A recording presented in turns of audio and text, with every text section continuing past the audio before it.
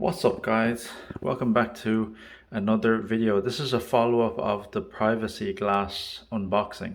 So I was going to make a video to show how I would install this, but I didn't. Anyway, here it is installed. So what I did was I measured it to the best of the length that I could. I couldn't cover this part because the width of it is not long enough.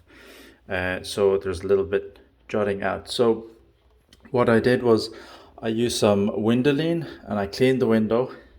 I sprayed a lot of it and wiped it dry, let it set for about 10 to 15 minutes and made sure that it was bone dry.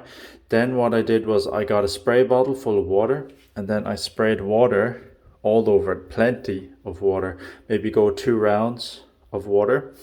And then what you do is you peel the backing of the privacy film and then it will kind of just stick on. If you put enough water, it will move about, so you can shape it, well, you can move it to wherever you want before you, let it set. So if you put too little of water, it will stick to where you put it. You can't move it up and down.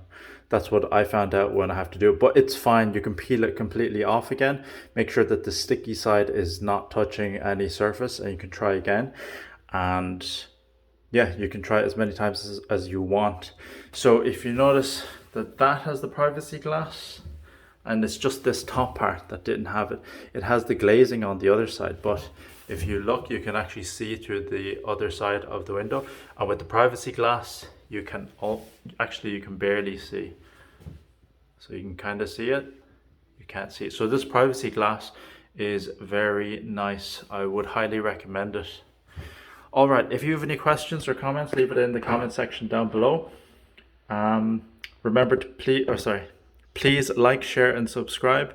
Thanks for watching. See you in the next one. Bye bye.